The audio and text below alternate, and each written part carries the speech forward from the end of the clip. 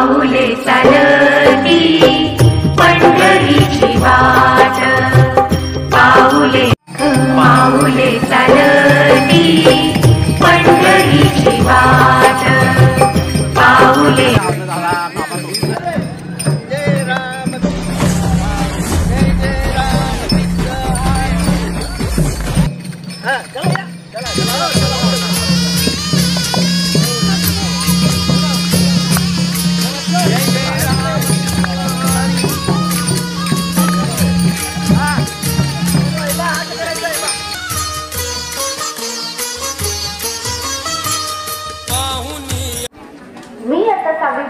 शिकत आहे। आज आपण इथे आषाढी एकादशीचा एकाचा संप आहोत। मी तुम्हाला आषाढी एकादशीनिमित्त थोडीशी माहिती सांगणार आहे, ती तुम्ही सातत्याने ऐकावी अशी माझी विनंती। आषाढ महिन्यातील शुद्ध पक्षात येणाऱ्या एकादशीला दिवसांनी आषाढी एकादशी असे म्हणतात। आध्यात्मिक व धार्मिक दृष्टिकोनातून या दिवसाला खूप महत्त्व आहे। या दिवशी देव निर्दिष्ट होतात अशी समजूत आहे। पंढरपूरचा विठोबा हा अवघ्या महाराष्ट्राची दैवत असून आषाढी एकादशीला तिथे जगण्याचे देवा लाभो ऐसे बळ, दुर्गुणांचा बळ पाहावे ना। जगण्याचे देवा लाभो ऐसे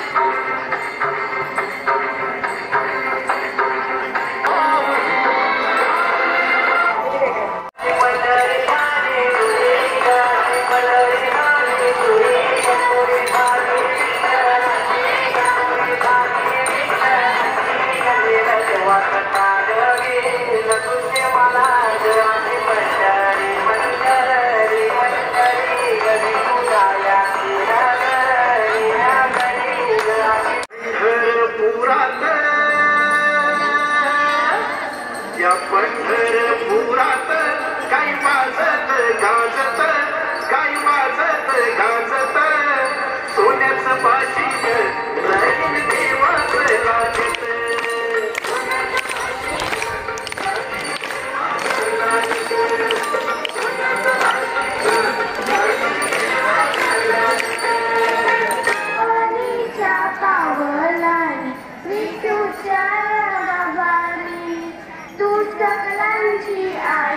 सात जन्माची पुण्याई देई पदरात अम्मावरी छाया गलगाई, तुझी थोरवी महान तिन्ही लोकी तुझा मान, देवरदान होऊन तुझ्या पालखीचे बोली।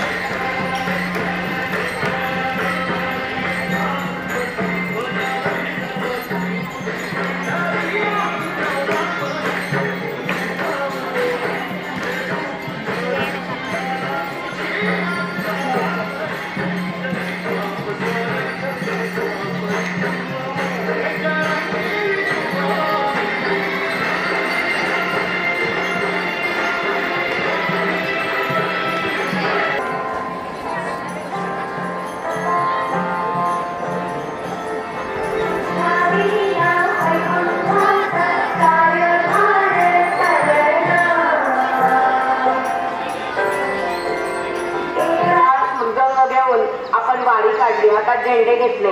अरे पंढरीला जायला नाही जमलं म्हणून काय झालं, रिटायरमेंट नंतर जाणारच आहे मी, पण इथले इथे का होईना आज वारीचा खूप मोठा आनंद या ठिकाणी उपभोगायला मिळाला। खरंच वारीमध्ये जाणाऱ्यांना काय आनंद होतो त्याची एक झलक आज बघायला मिळाली। विद्यार्थी मित्रांनो, तुम्हाला आनंद झाला का? सगळ्यांचा उत्साह पाहून असं वाटतं की पांडुरंगाची कृपा या सगळ्या विद्यार्थ्यांच्या वरती नतमस्तक व्हावं आणि या विठ्ठलाला साकडा घालावं की माझ्या या विद्यार्थ्यांना सदैव निरोगी, सदैव बुद्धिवंत, कलावंत, गुणवंत होऊन आकाशाला गवसती घालावी, एवढंच मी विठ्ठलाला साकडा घालून या ठिकाणी माझे दोन शब्द संपवते। जय हरी विठ्ठल। शेगाव कोण गेलेले आहे असंच म्हणतात ना ते, किती नम्रपणे म्हणतात।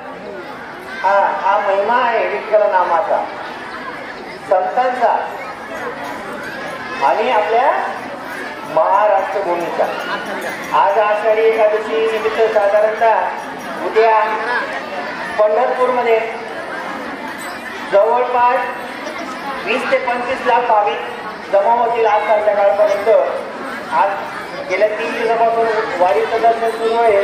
मोठमोठ्या पालख्या ज्ञानोबरायांची तुकारामांची ज्ञानेश्वर महाराजांच्या पालख्या तिथं आज पोहोचलेल्या आहेत.